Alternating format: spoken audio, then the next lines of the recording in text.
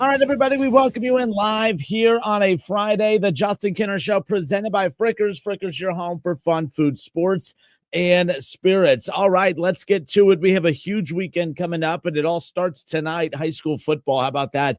Adam Campbell and Keith Byers are going to be in Huber Heights as Wayne welcomes in Springboro. That's going to be our Gridiron Week 4 game of the week. Already Week 4 of the high school football season. Pre-game coverage for that will begin coming up later on tonight at 6:30. Kickoff at 7, and we'll have all of that for you right here on 1410 Wing AM and, of course, 101.5 Hank FM, simulcasted over on their sister station, of course. So make sure you check it out throughout the evening. If you want live up-to-the-minute score updates for all the top high school matchups in the Miami Valley, head to wingam.com and click on the high school football scoreboard feature, and that's the tool that we use throughout the broadcast to update you on scores throughout the evening, so we're excited about that. Tomorrow, Ohio State, they welcome in the Ohio Bobcats out of the MAC, and that's going to be a 7 p.m. kickoff. 5:30 pregame coverage for that will begin at, right here on 1410 Wing AM and 92.9 Jack FM. We simulcast that to our other sister station. So busy weekend. Tomorrow, Ryan Drake and Keith Byers will be in Beaver Creek at Submarine House for the Buckeye tailgate.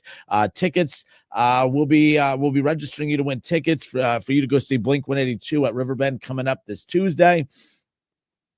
So there'll be plenty of opportunities to win some cool prizes, get some autographs, some pictures with Keith Byers, all of that, and of course go out there, get a cool spot to watch the game tomorrow night. I'd love to go to that game tomorrow night.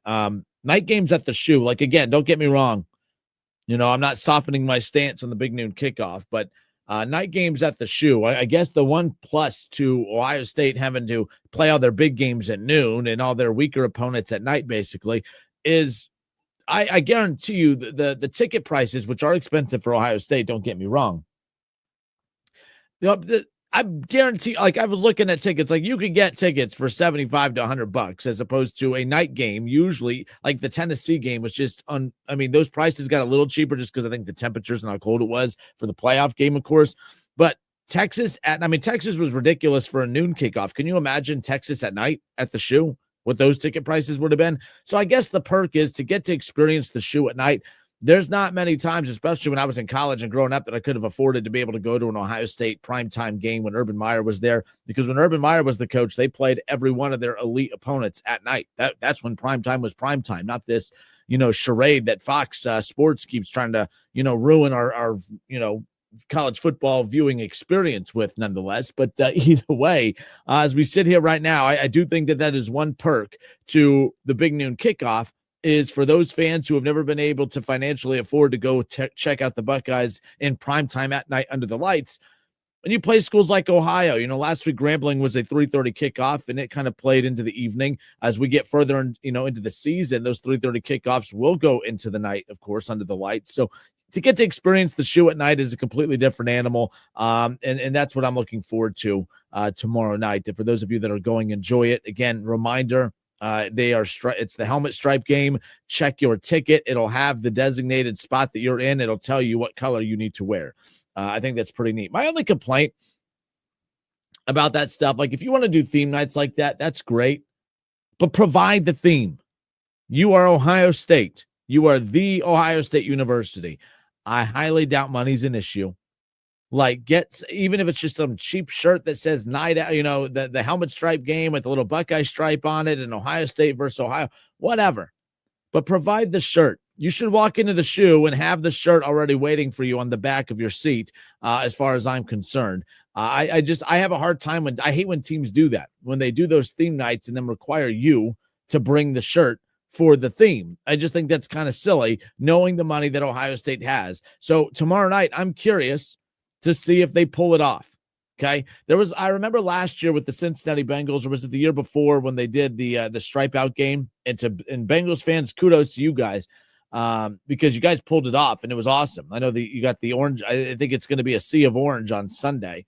I don't think the Bengals are providing you that shirt either, but they didn't provide the shirt for the stripe out game, and you guys rocked it. You guys killed it with that. But the bottom line is, fans normally will follow direction with this. But at the same time, if tomorrow looks a little goofy because 90% of the fans tried to follow the stripe out game rules that are written out on the ticket, it's just going to, like, you could keep this from looking kind of silly on TV, you could provide the shirts. You could afford it. You could do it. You could pull it off. I think it's kind of silly when Ohio State or NFL teams like the Bengals and others, which, to be honest, it's really not that surprising when the Bengals cheap out and require you to go buy your own orange shirt. But either way, if I'm Ohio State, I provide the shirt. Why not? Provide the dang shirt as far as I'm concerned. And to be honest, you don't even have to have anything on it. So if you check your ticket, it'll say, what, color to wear, whether it's gray for the outside of the bowl. If you're the red stripe down the middle, or the outside stripes that are white and then black on the outside, your ticket will tell you what shirt to wear. Even if they're just plain simple shirts, just provide them. It's really not that difficult. It's a theme night. Make sure you pull it off. Look big time. Going up against a non-big time opponent, of course. I did a news hit this morning with Fox 45 here in Dayton. Shout out to Lydia and Elise. I appreciate them having me on every week. But, I noticed it with Paul Keels yesterday. Paul Keels comes on every Thursday, by the way. And I noticed that, we always have to tiptoe around hurting the feelings of these smaller programs. And I think that these small programs are very well aware of what their job is coming into games like this. I got to say, as much as I love that Ohio State-Texas matchup, it has just made the last couple of weeks very bland and boring. I mean, even Washington, when that matchup comes up, I'm curious what that line will be, maybe 17.5, whatever. I'm not really sure. But I get tired of when we tiptoe around what these games are supposed to be. I cannot, in good faith, crack this mic and tell my listeners, man, Ohio State better be careful on Saturday. They better be careful tomorrow. The Bobcats, man.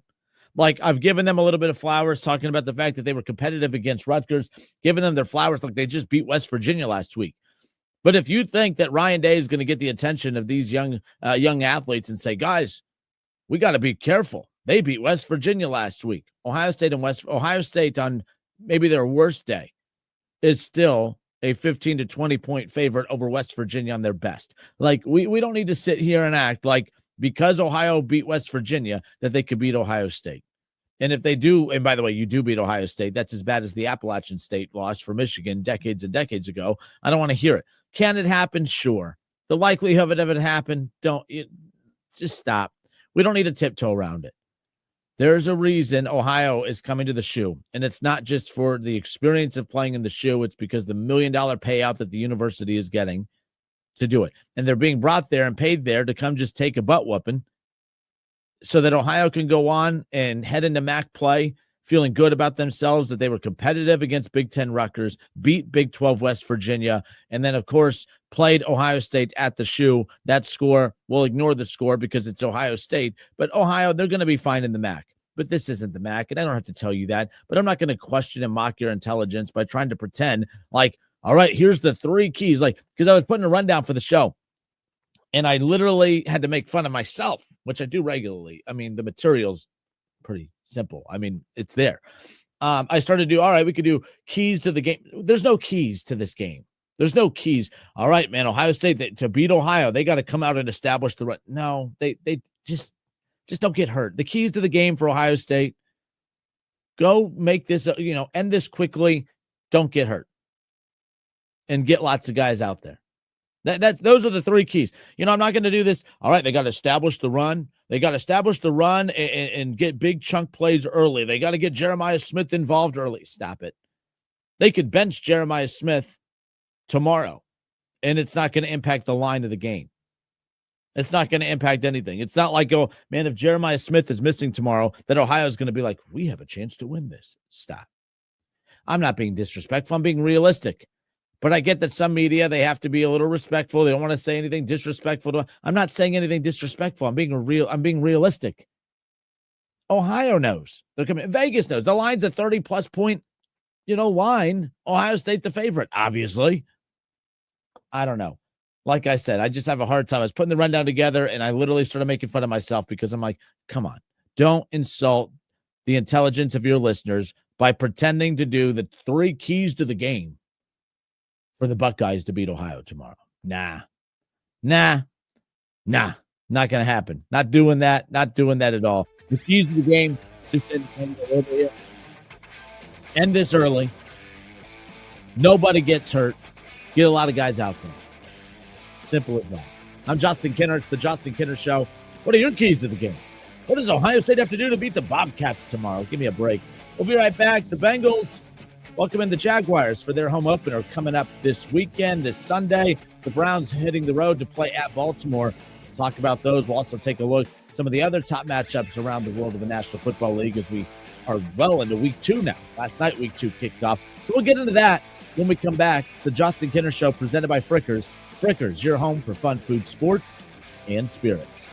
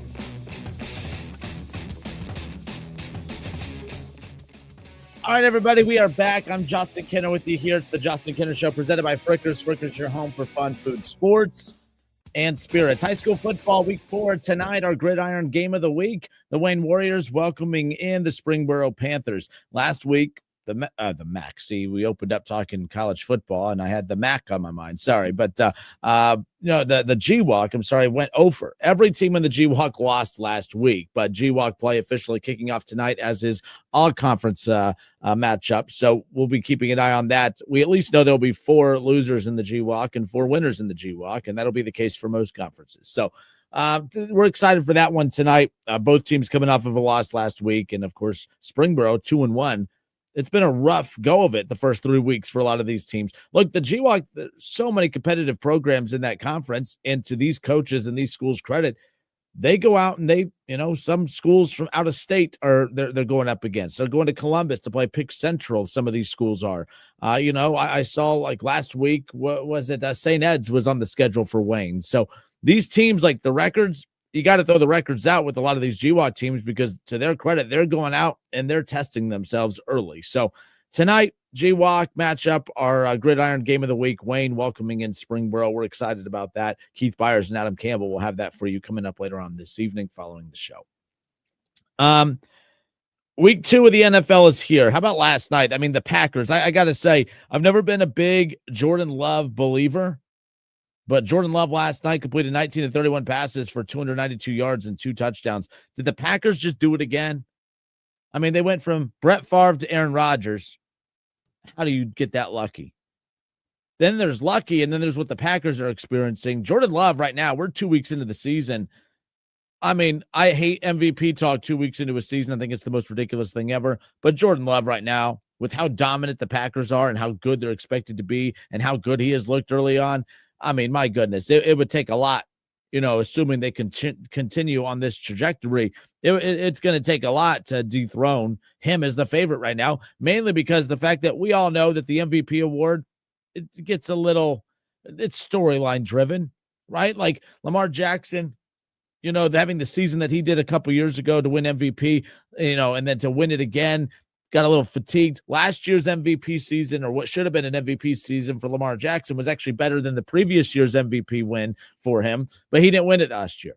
His numbers were better than Josh Allen, but Josh Allen got the nod because it's a storyline-driven league, and guess what? Jordan Love might be the storyline-driven quarterback that gets it this upcoming season. So we'll see what happens. A lot of football left to be played. One reason Josh Allen won it last year was because of the fact that, do more with less. I think the quarterbacks that get hurt the most are the ones that have the most weapons. And I think that right now, when you see Lamar Jackson knowing how he doesn't have elite weapons in the pass game, that's why he gets, so much love for how much winning that they do and how much offensive production that he's responsible for. That's why he wins it. Josh Allen, you lose Stephon Diggs. You don't have a true number 1 wide receiver. And you go on to dominate the division the way that he did, and to do that, to do more with less, I think that's why he gets the respect more than that of a Joe Burrow, who, again, has Jamar Chase and T. Higgins. He has every elite weapon you could think of, and then still puts up stinkers like he did last week. So I look ahead to this coming up week. Cincinnati at home, their home opener. Trevor Lawrence, the Jacksonville Jaguars in town. The Cincinnati Bengals are a 3.5-point favorite at home. The Cincinnati Bengals are coming off, probably, in my opinion, like they've had the 0-2 starts the last 2 years, the 1-3 starts the last 2 years. They've played a lot of bad football in the month of September. I don't think I've ever seen the Bengals play worse than what they did last week. There was a game a few years ago. It wasn't last year. I think it was the year before when they opened up against Cleveland, ironically enough, at Cleveland. Same thing. And remember, it was just that monsoon weather. It was just absolutely pouring. It was an ugly game for both teams. So as ugly as that game was, I didn't put a lot of stock into the aesthetics of that game, mainly because of the fact that, the rain had a lot to do with that. It was beautiful on Sunday. Beautiful fall September weather. And Joe Burrow couldn't throw the dang football. And a lot of that had to do with the dominant defense of the Cincinnati Bengals, but at the same time, or of the Cleveland Browns. But for Joe Flacco to outplay Joe Burrow, to double his passing yards, right, to equal his touchdown production, just to outplay Joe Burrow, that's an embarrassment for Joe Burrow and your Cincinnati Bengals. Cleveland's supposed to be picking in the top 5 in the draft next April, and you're out here getting punked by them. Now, they got the last laugh. They got the win, whatever. But I'm not here to rub that in the faces of Bengals fans. I'm here to say that I've actually been kind of surprised at how realistic um, and objective a lot of you Bengals fans have been this week. And that's why there hasn't been really any spirited debate between me and Bengals fans, because I thought it was going to be a, your Browns stink. And although that might be the case, I think a lot of Bengals fans said, we stunk too. So I know your Cincinnati Bengals got the win, but let me ask you guys this. Even though you got the win, does this still count as a slow start considering how they looked last Sunday?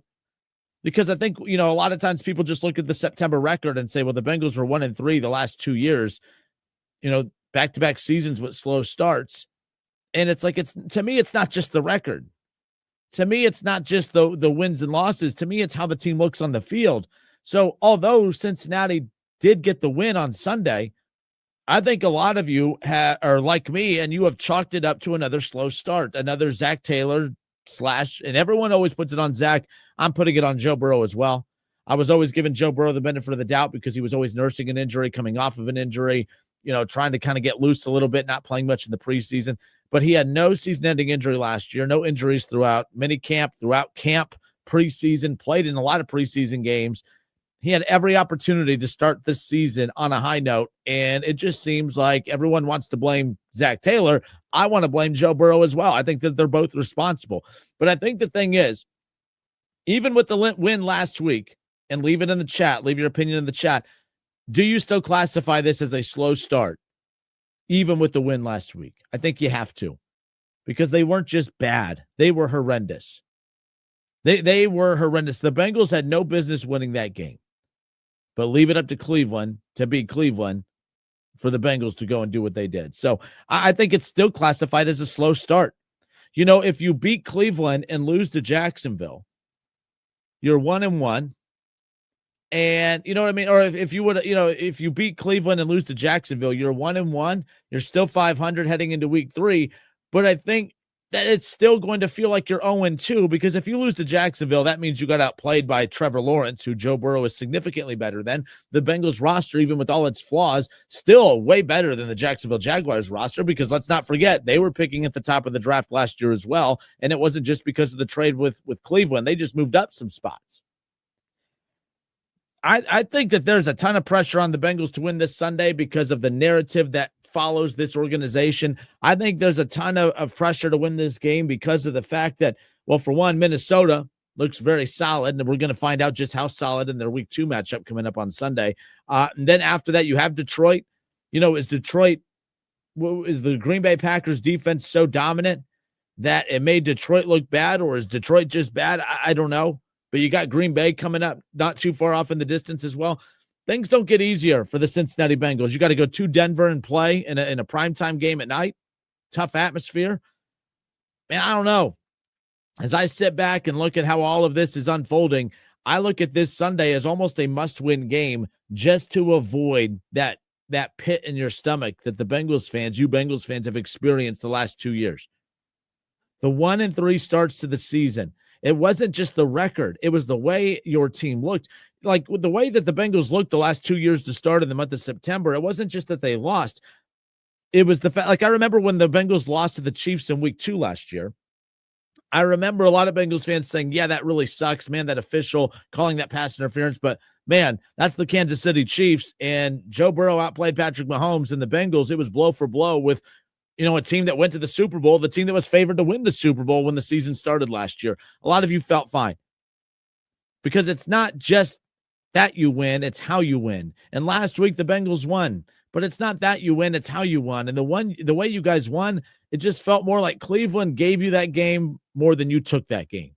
You'll take the result, don't get me wrong, but to really just erase doubt, the offense for Cincinnati has to be better against Jacksonville. And I think it's going to be better than what it was against Cleveland, but it needs to look like an offense that is spearheaded by a guy that is arguably, what many of you deem to be the best quarterback in football with the best wide receiver duo in football as well.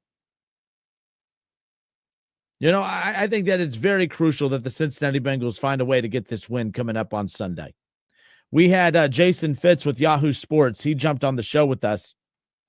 earlier this week. He does his weekly hit with us every Tuesday. And, the one thing about the Bengals' slow starts that is most disappointing to him, he shared with us on Tuesday. Here's Jason Fitz on the Bengals' slow starts in recent years, including their 1-0 start over the Browns, but just the way that they looked as bad as they did this past Sunday. I look around, what really changed for the Bengals? So, yeah, I get it. The Bengals are going to win a bunch of football games, and they're going to be fine. But I don't think they're winning because of Zach Taylor right now. They're winning because Joe Burrow, Jamar Chase, they're winning because the talent they have is out-talenting everybody else.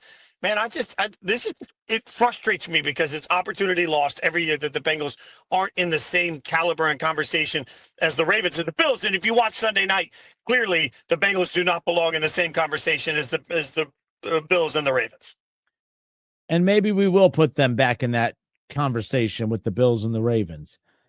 But they can't look like they did against Cleveland. They can't look like they did, like they've looked the last couple of Septembers. Because I think we're all confident, even me, the big Bengals hater, right? Like, even I'm confident that the offense is going to figure it out. But you can't wait 2 to 3 weeks to figure it out and basically give games away. They're lucky that they did not lose to Cleveland in week 1.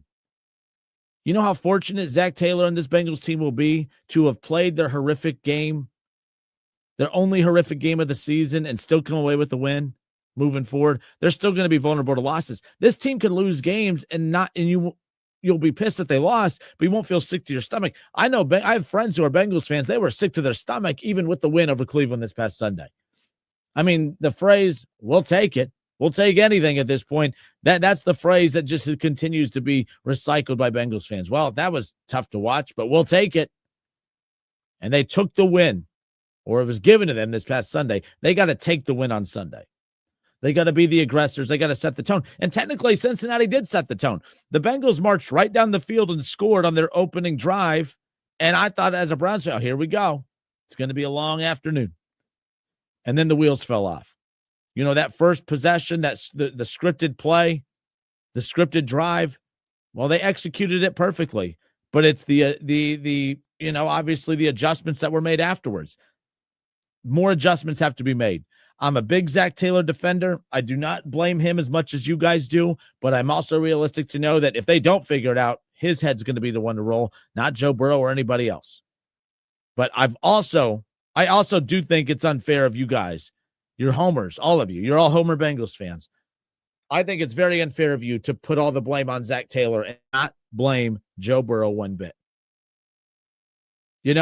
This past Sunday when Lamar Jackson and the Ravens lost, people put a lot of blame on Harbaugh, but people said, what is it about Lamar Jackson and Harbaugh that these things always seem to happen to, that both of them as a tandem, lose these types of games with large leads? Josh Allen gets criticism when his team can't find a way to win in the postseason, to get to the big one, to get to the AFC Championship game. Josh Allen gets one. Joe Burrow doesn't get any blame, and I don't get it. He is to blame as well. And he better not have another game like he did in week 1, especially coming up against Jacksonville. I do, and I'm curious, Bengals fans, your guys' thoughts, that line, are you surprised by that line? Is that line, again, Bengals are favored by 3.5. Is that margin kind of interesting to you? To me, it's wild that Jacksonville, as bad as everyone expects them to be, that the Bengals are only they're only favored by 3 points. That's interesting as I sit here on a Friday as we embark further and further into week 2 of the NFL season. All right, so the Jacksonville Jaguars, the Cincinnati Bengals, that's a 1:00 kickoff on CBS coming up this Sunday. We'll dive more into some of the other top matchups around the National Football League when we come back. I'll tell you some of my most interesting lines as far as the betting favorites, this, that, the other. There's some very surprising lines that I want to take a look at when we come back. I'm Justin Kinner, the Justin Kinner Show, presented by Frickers. Leave your comments and assessments in the chat. Do you deem this matchup with the Jaguars almost a must-win? I do. You won on Sunday, this past Sunday, yes. But you didn't look like winners. And if you lose this Sunday, you were 1-1, but you're going to have all the earmarks of an 0-2 team. It's going to feel like you're 0-2. You still won in week 1. You're not going to steal one in week 2 if you play as poorly as you did last week. Is this matchup with the Jaguars a must-win on Sunday to shake off that slow start narrative? We'll discuss more when we come back, as well as look at some of the most interesting lines and point spreads in week 2 of the NFL season. We'll be right back. The Justin Kinner Show, presented by Frickers.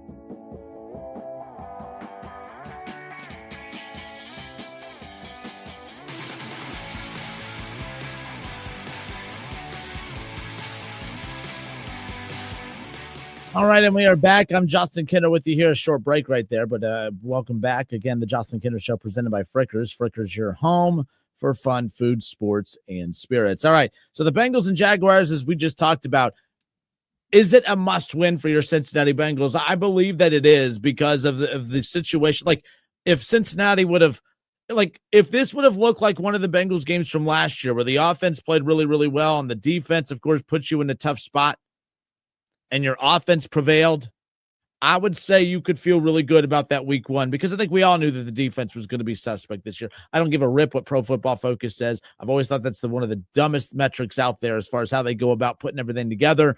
It just doesn't make sense. The fact that Pro Football Focus rated the Bengals defense as the second best in week 1 is just, did they watch the game? This is why, saying numbers you can make them sing and dance however you want to. Those were singing, but I was watching. That was not the second best defense in the NFL. The Browns and Bengals did not feature the 2 best defenses in the NFL this past Sunday.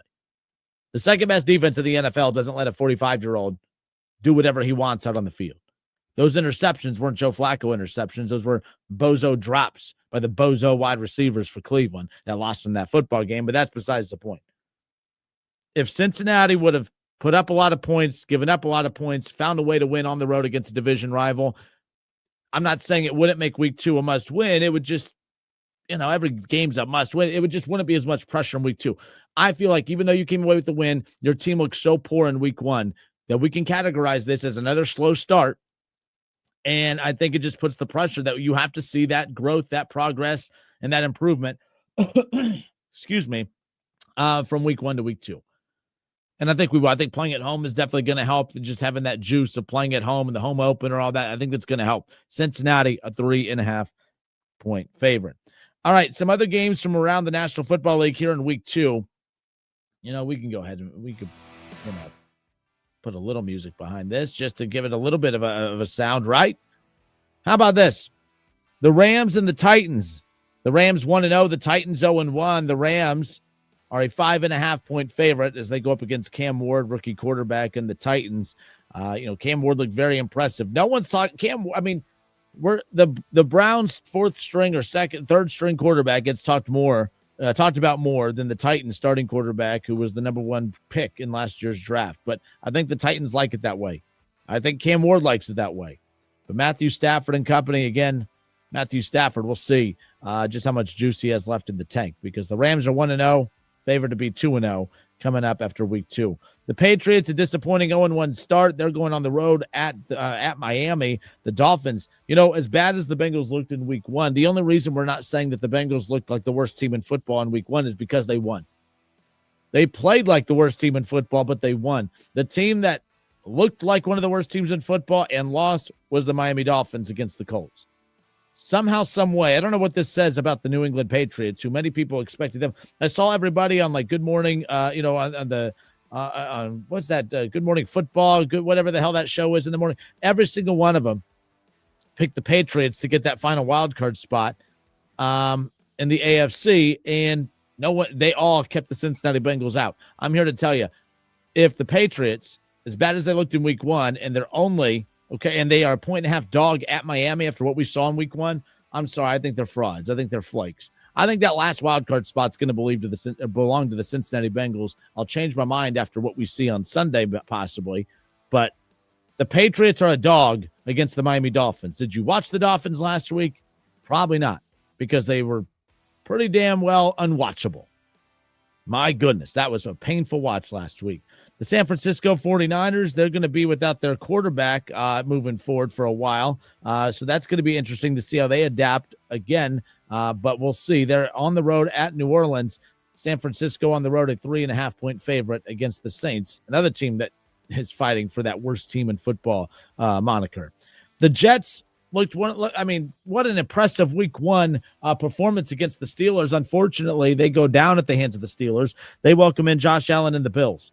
As good as Justin Fields looked in week 1, I'm going to pump the brakes on saying, oh, man, the Jets have their quarterback. He's their quarterback for the season. Is he the long-term quarterback? I don't know. Justin Fields looked the part in week 1. I'll start to buy in and start to believe when he starts doing this consistently. I remember I was like this with Sam Darnold last year. And to Sam Darnold's credit, I bought in week 4, week 5, week 6, as he was, putting up big numbers consistently each week. That's what Justin Fields is going to have to do. I'm not going to sit here and buy into the fact that the Jets are for real because of Justin Fields. Justin Fields is why I did not buy into the Jets, but I need to see more of Justin Fields at the level of which we saw him last week. If he does that, they'll have a chance to win, but Buffalo on the road at the Jets, the 6.5-point favorite. There you go. The Steelers, who stole that game against the Jets, I shouldn't really say that they stole it, but technically, they somehow, some way grinded out a win and were able to get a win against the Jets in week 1. They are at home. They are a 3.5-point favorite with the Seattle Seahawks in town. Speaking of Sam Darnold and company hitting the road to take on Aaron Rodgers and the Pittsburgh Steelers. That'll be an interesting one right there. The Colts, who looked dominant in week 1. Now, maybe that had to do with who they were playing in the Miami Dolphins, as I mentioned earlier, but Daniel Jones, again, 272 yards and a touchdown in that opening week win over the Dolphins. Denver is a 1.5 favorite on the road at the Colts. The Colts, are they better than what we're all giving them credit for? Or is Denver not as good as what we think? Denver on the road at Indianapolis. Denver's supposed to be a Super Bowl contender. The Colts are supposed to be contending for a top draft pick. And the Broncos are only a 1.5 favorite on the road. Interesting. Interesting is all I have to say about that. How about the Minnesota Vikings? J.J. McCarthy. Is it J.J. McCarthy the first 3 quarters that we saw against the Bears on Monday Night Football? Or is it J.J. McCarthy, the Tom Brady impersonator, coming through in the clutch in the fourth quarter to lead the Vikings to a win? I don't know who J.J. McCarthy is. We've seen more bad than good, so I'm not going to sit there and act like, oh, that one good quarter trumps the first 3 horrendous quarters. Maybe it's somewhere in the middle. We'll find out. I'm excited to see what he looks like in week 2 with the Minnesota Vikings. Michael Penix Jr., by the way, 298 yards and a touchdown in week 1, but the Falcons come up short against the Tampa Bay Buccaneers. Falcons looking for their first win. They are a 3.5-point dog on the road at Minnesota. Monday Night Football, we have two Monday Night Football matchups coming up for you on the 15th. The Houston Texans are going to welcome in the Tampa Bay Buccaneers. The Texans lose in week one. C.J. Stroud struggled, did not throw for a touchdown, threw an interception. Nick Chubb led the team in rushing. No Joe Mixon for quite some time. I don't know if he'll play this season at all at this point, but no Joe Mixon for the Houston Texans. Nick Chubb got 13 carries and 60 yards in week one. We'll see if they kind of up his carries here in week two with the Tampa Bay Buccaneers in town. Emeka Egbuka, how about that? I mean, a big week one debut, 4 catches, 67 yards, and 2 touchdowns from Baker Mayfield as the Bucs came from behind to beat the Falcons in week one. They'll look to improve to 2-0 as they are a 2.5-point dog at Houston. Houston looking for their first win of the season. I like the Raiders. I like the Raiders' makeup. I love their tight end, of course. I'm a big fan of Geno Smith. I don't think he's a top 5 quarterback by any means, but I don't understand Seattle's thinking to move on from Geno Smith and DK Metcalf. It just didn't make any sense. If you were doing that to start rebuilding, I get it, but you moved on from Geno Smith to go get Sam Darnold. You moved on from DK Metcalf. You have Jackson Smith and Jigba, but that's why you keep those two together. I don't get the direction of the Seahawks, but the Raiders are fortunate that they do have Geno Smith. The Raiders are a 3.5-point. I'm sorry, the Chargers are going to be at the Raiders, as ironic as that sounds, at Allegiant Stadium, of course, and they will be, of course, favored. The Chargers are. The Chargers are a 3.5-point favorite on the road.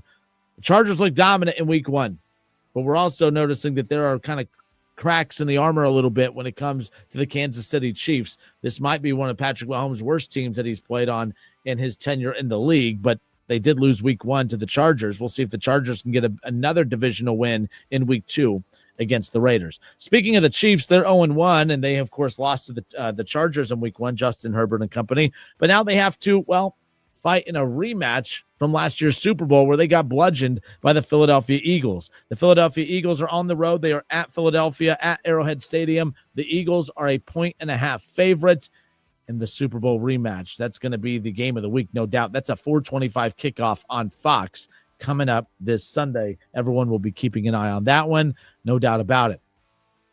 Cleveland will be on the road at at Baltimore, which is Cleveland, which they stole from Cleveland and then gave the Browns back, but they, made sure to be the better organization moving forward. They are celebrating 30 years. 30 years in the National Football League, the Baltimore Ravens, a hell of a franchise. Lots of Super Bowl appearances, lots of Super Bowls, lots of winning. How about that? The Baltimore Ravens 0-1 after their meltdown loss against Josh Allen and the Buffalo Bills in week one.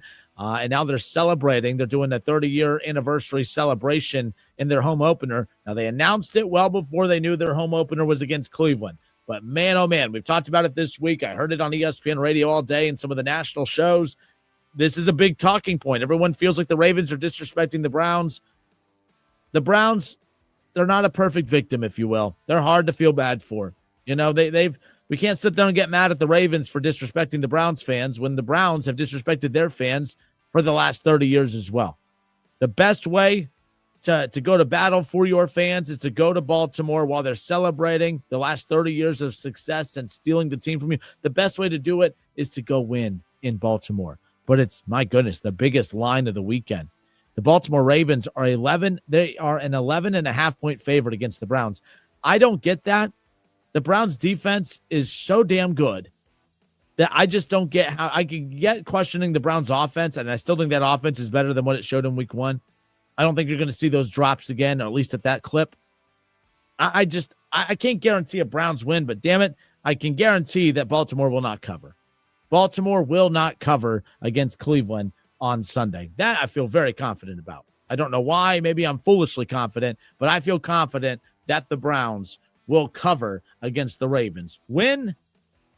I might feel a little bit more gutsy by Sunday, but nonetheless. By the way, this Sunday, Keith Byers and I, we will be live at the Miller Lane location, at the Frickers Miller Lane location for the Sunday morning tailgate show. Every Sunday, we will be at a different Frickers location for the Sunday morning tailgate show. We will be at Miller Lane here for week two, and we'll talk more about these matchups and get the former Pro Bowl running back Keith Byers, get his opinion on all this. Sorry, my ADD. I just noticed there's a wasp in the studio, so I just got to work on not getting stung. So we'll go to break. I'm Justin Kinner. It's the Justin Kinner Show, 1410 ESPN Radio. How about this? The Reds, they moved up in the standings last night on their off night. That's kind of cool. They're a game and a half out of a playoff spot, and they have game one against the A's tonight. We'll discuss more when we come back.